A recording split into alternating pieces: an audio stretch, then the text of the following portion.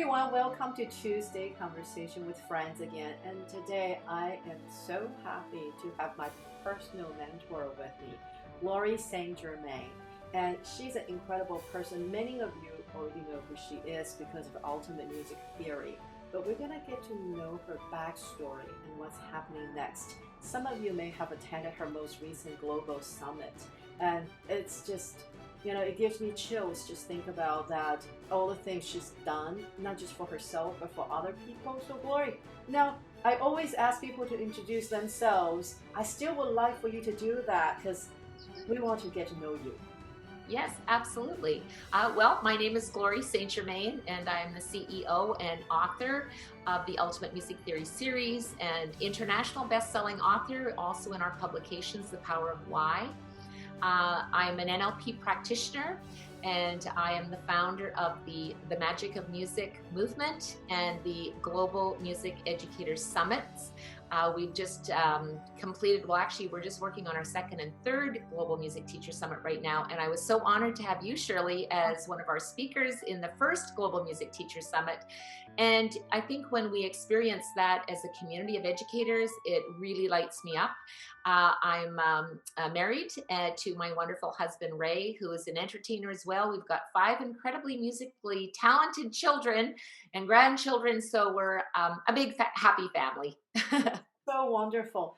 Now, Glory, what has always touched me about you is your life story. And because sometimes we look at somebody who's as successful as you are, we think, oh, she was born into this very lucky situation. And then you know that she has this perfect husband and perfect family. It just works out. But I happen to know it wasn't always easy. And Yeah. tell me, how did you grow up? And how did you discover your passion for music? Well, I was born into a musical family. My father played multiple instruments, and in my house, it was not an option. It was like brushing Uh-oh, we're a little bit frozen. your teeth, you played an instrument. Pardon me? Oh, you're back. Good. We're frozen. Oh, sorry. So you were like brushing teeth. It's not an option not to play an instrument. Yes, and so I was playing the piano. For me, even though I had all these opportunities, it wasn't easy. Mm, And I used to have to practice really, really hard. Sometimes they say, oh, you're so musical. mhm. And perhaps there was the musical gene weaving through my family's tree, so to speak, but it didn't come easy for me. I was very, very shy. I know you find that hard to believe, but I worked really, really hard. I often practiced at night in the dark, which I found out later was actually great because I could learn the topography of the piano, but I just didn't really want anyone to see me or hear me. So I used to practice in the dark. And when I did my exams, I'll be honest with you, Shirley, I didn't do very well. I passed. Let's just leave it at that. In until I became more serious and then, decided, okay, I'm going to do my ARCT. And then I really became a more disciplined learner, but it wasn't an easy path. And also, even starting to teach at the age of 16, I didn't really know what I was doing. And back then, there weren't really a lot of mentors like there are now. Right. And we didn't have the resources. And now I know you met the love of your life young and you start a family young. And you had to really push to find your path to get an education, to create your own credential. Tell us a little bit about that journey, that process. Sure. So, well, it's a funny story with Ray and I. We actually met on stage. So, my husband was hosting the Miss Manitoba pageant in Winnipeg, Canada, Wow. and I was the one of the 10 finalists in the pageant way Nice. back when. I was 19 years old. Oh, actually, yeah, I guess I was 19 years old. And so we met on stage, and I was modeling in the fashion show, and my talent was playing the piano. And so he was singing to me as he was to all the other contestants in the pageant, but our eyes kind of met, and I thought, gee, he's really cute. And fortunately, he felt the same way about me. And a couple of years later, we actually got engaged at the same place where we met, at the theater where the show was. So it was kind of romantic. And yeah, so we've got all of our children. And once I guess I realized I had been teaching since I was 16. And after we got married, I realized, if you're going to make some money and him being on the road a lot, what could I do? And so I got back into teaching, and back came all those struggles about how are things going to work. And so I've actually put on a number of career hats. One was then becoming Ray's manager and doing all of the bookings. And so it's another language. I think I've had just about every hat on, from musician to teacher to promoter, you name it. And as you said, Shirley, this is before computers, so you literally wrote a letter or picked up the phone. And I also produced a show that went overseas to Germany, Israel, and Cyprus. We took 27 musicians, entertainers, dancers, jugglers. It was quite an adventure that I'm really proud of, because it was the first time ever that the Canadian Armed Forces had entertainment troupe come from Winnipeg, Manitoba. They always came from Toronto and Montreal. So I was pretty proud of that one. Wow. So you've always been that innovative person who started the trend. And then, Yeah.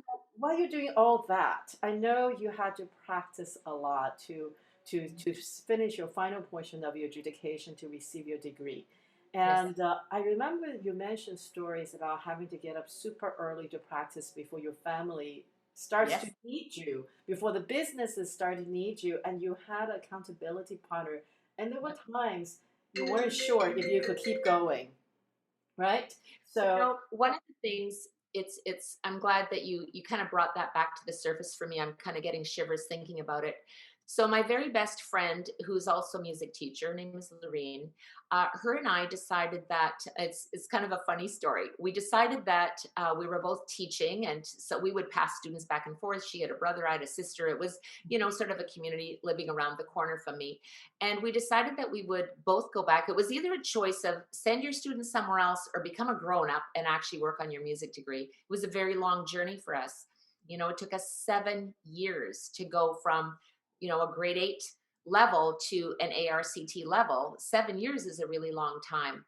And when I was working on my grade 10 piano, and I'll never forget this day, and it was hours and hours of practicing. I would usually get up around 4:30 in the morning so I could be at the piano with the door shut, so I wouldn't disturb. We have a music studio, so no one could hear it in the main part of the house, yeah. and practice for hours and hours and hours. And I usually did about 2 to 3 hours in the morning, and then I would go wake up the family and so on, and send them off to school, and then I would come back and do another 5 hours.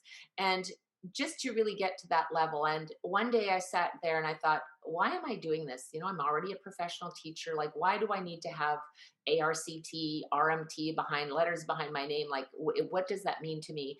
And I had a spot on the wall that was blank, and I was saving that because I was going to frame my certificate in gold and hang it up on the wall. So there was this blank wall, and I'm a visualizer. So I always set goals. It's kind of what I do.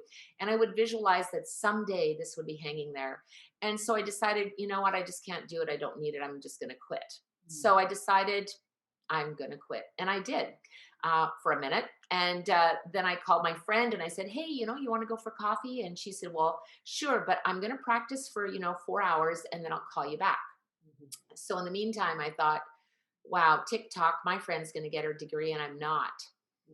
And that's not cool because we're accountability partners. And I am a big believer in having an accountability partner in many aspects of your life. And I still do to this day.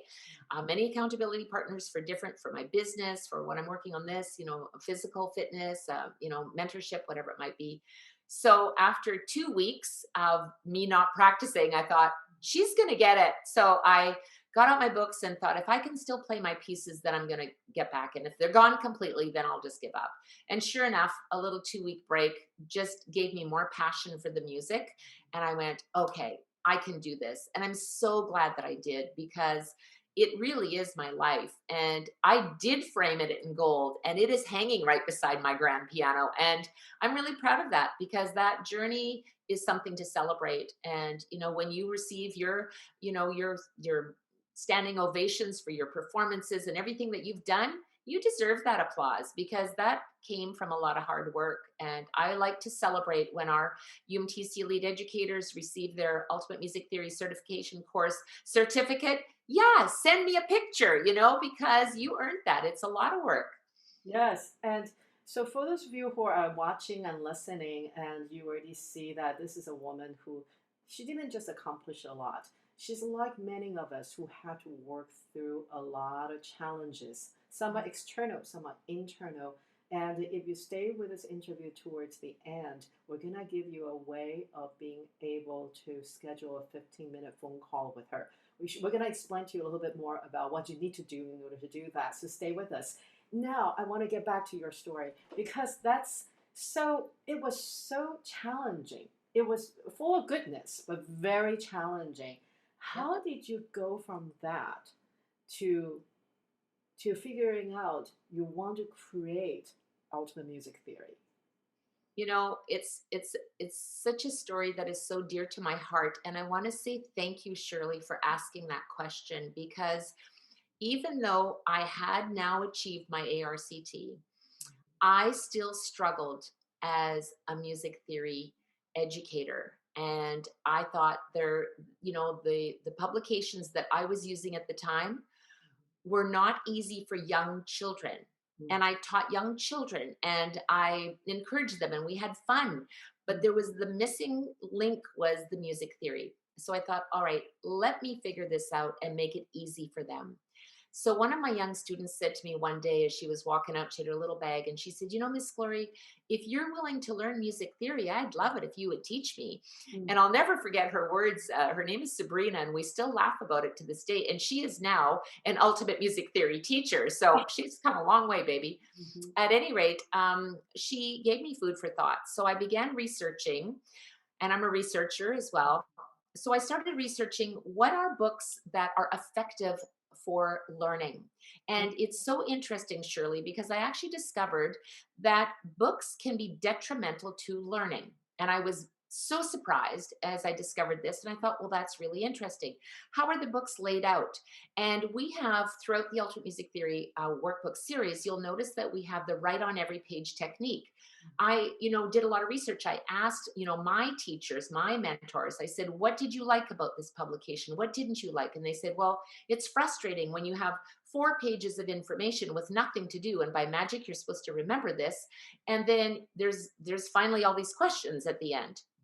So throughout the publications, there's always examples, exercises, and information. So you write literally on every page. Right. I also found that no matter what your learning style is, visual, auditory, or kinesthetic, when you write things down, you retain 30 to 40% more information than just through audio or just through video, which is why when I'm doing workshops and presentations, and as you know, because you are in the Elite Educator program, the first thing I say is, get out your pencil and your paper, write it down. Don't type it, write it down. And those really are the key factors. And after I started writing my worksheets, I had other teachers saying, hey, your students are doing so well. They're getting like 100% on theory exams. Can you share with me? And so I became an author. I remember my first 3 books, and then I went on, became a publisher, which was another whole learning curve. I could write a book on how to publish your own books. It was a massive journey. And one, I remember going for a grant because I was a publisher. I remember I prepared, had on my power jacket. I was ready with all my books, and he was very enthusiastic. And at the end of the conversation, he said, and so who is the author? And I proudly said, well, I am. And then he said, well, if you're the author and the publisher, then you will receive no grant because you can't be both. And so I went, well, there goes that idea. But I didn't give up. As they say, you just remortgage your house and you cash all your RSPs and you do whatever it takes. And I'm proud to say I'm a publisher. Yes. And if I can do it, anybody can do it. So you got this. That far, but one of the things that have always drawn me to you is the fact that you have done it. You didn't have anything handed to you. You have done it. Whatever you're sharing, whatever you are trying to share with others so we can become better at what we do, are things you have personally experienced. And to me, that's a very, very important thing to look for if you want to learn from somebody. Because we're bombarded right now, especially during the pandemic, with a lot of programs who are trying to teach you to do this, to do that. But they are not necessarily people who have done it. And it's true, you will always be able to learn something, but it's just so much better when you can learn from somebody who has done it. And I just Yeah. love that. And now, Glory, I know that you put out a few different live sessions during the week on Facebook. So for those people who are curious about how to teach theory better, they can tune in on one of your Facebook lives. How do we find them? Sure. So if you can go to Ultimate Music Theory, our Facebook group, Mhm, you can actually join. It's the Ultimate Music Theory Teachers mhm, Facebook group, and I do a Facebook Live every week on Thursday. And I cover theory concepts. I give you little teaching tips mhm. on how you can learn, sort of the secrets. I want to back up one little thing though, and share something that you just mentioned, Shirley, because you talked about learning from those that have been there. Right. This to me is the absolute key. I Mhm, remember going to a business meeting, and it was an opportunity for me to work with a mentor. And mhm, I arrived there, and he was talking about the strategies and the systems of running a business because I'm now a publisher. mhm, And as I was chatting with him, I realized that he had gone to college and he had, his certificate even on the wall. He had worked there since the day that he received his graduation. mhm, He'd never owned a business. He had no idea what it felt like to mortgage your home, to cash all of your savings, and to put everything into your business because you believe so strongly that you can actually help people.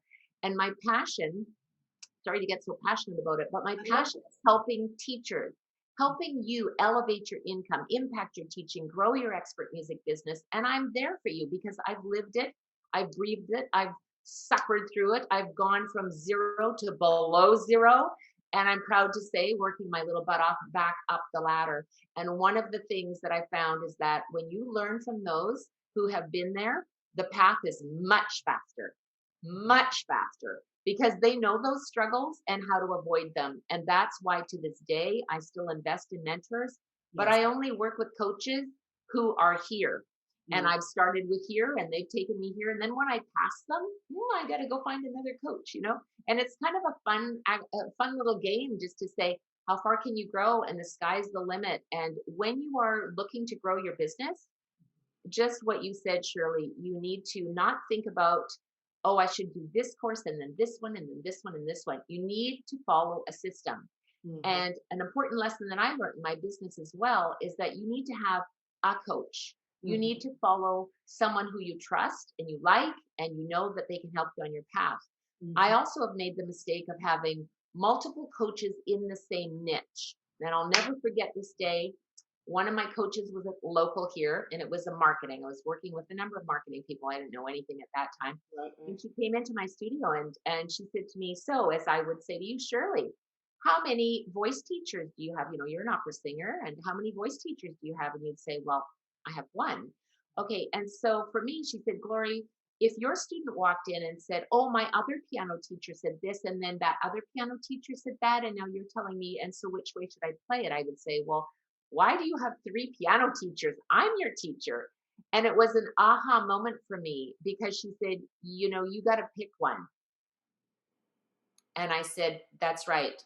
I have to pick one. She said, it doesn't mean that you can't read a book or, Right, go on YouTube and learn from other things, right, but right, right. you need to trust the process. Mm. And I have That's found, as a coach, as a business owner, that when I support my UMTC lead educators, that I'm there for them and they trust me. And I work very hard to deliver so that I can help them yes, elevate. you. And that's really, even why we created the Global Music Teachers Summit is just to Right. help people on their path.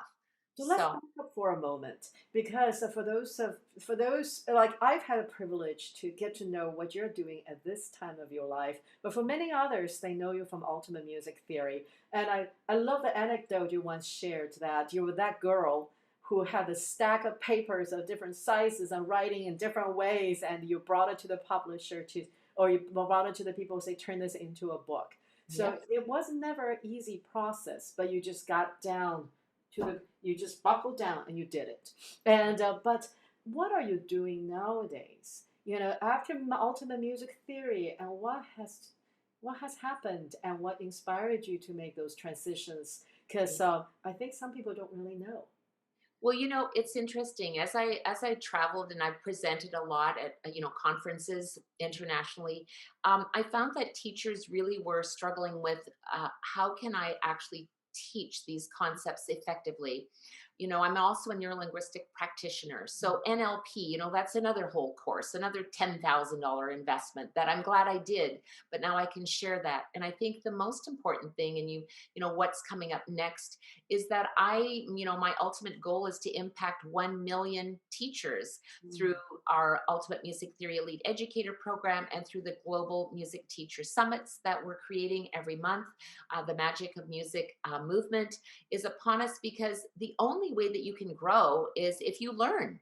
You're right. And you talked about when I wrote my first book. I still have that first book. Literally, it was back then I was cutting out staff paper, scotch taping it onto a page, handwriting, uppercase, lowercase, handwriting, sometimes printing, didn't matter. And I'll never forget that day taking it to, the typesetter. Now we do all our own typesetting. But back then, and he looked at my pages kind of with those big eyes and said, what font style do you want? And what font size do you want? I didn't even know what font was. And so it was a whole learning experience. And we continue to learn. And I think right now with, this world opening up globally, I mean, the pandemic has been a struggle. We all know that. But there's also come so many positive things that have happened, which is getting to, 3 things I always talk about. One of them is what's important to you and do it, right? And the second thing is who's important to you and love them deeply. And the third thing is what really lights you up and what do you want to leave as your legacy, and then just go do it. And I'm here to support you in all of those ways. And I'm super excited. You mentioned a little earlier that I have a gift, and I definitely want to share it. I'm here just to deliver what I can for you. So I hope that you will come and check it out. So how do they access this gift? Yes. So if you contact my assistant, you can simply go to customer success at ultimatemusictheory.com and email Migs and just say, hey, I would love to connect with Glory, and she will send you a direct link where you can book an exclusive 15-minute call with me where we can just explore where are you at, what are your goals, and if I can help you get there, then let's work together, because we've got a great success story and I'm here to help you on your path. That's what I'm all about, just helping you achieve your personal goals. So customer success at ultimatemusictheory.com, and you can check us out on Facebook, which is our Ultimate Music Theory Teachers Group, and we're also on YouTube and ultimatemusictheory.com. So just find us, we're there for you. Yeah, and I just think your story is very inspiring, and because it's very human, and it's something that is a real life experience, and you are so heart oriented, and I think a lot of us need to hear your story, so we know how to go from point A to point B, and also the resource to be able to teach music theory better is really important. And I think a lot of people will attest to that. And Glory, I just, first of all, I love you. I adore you. Thank you so much for joining me today. I love it whenever you join me. And I'm sure we'll have other times where you'll join me again. We'll talk about other aspects of your journey. And thank you. And just thank you so much. And thank you, Shirley. It's an honor to be here. And as I always say, live your life with gratitude and teach with passion. Thank you. Absolutely. Thank you, and see you next time.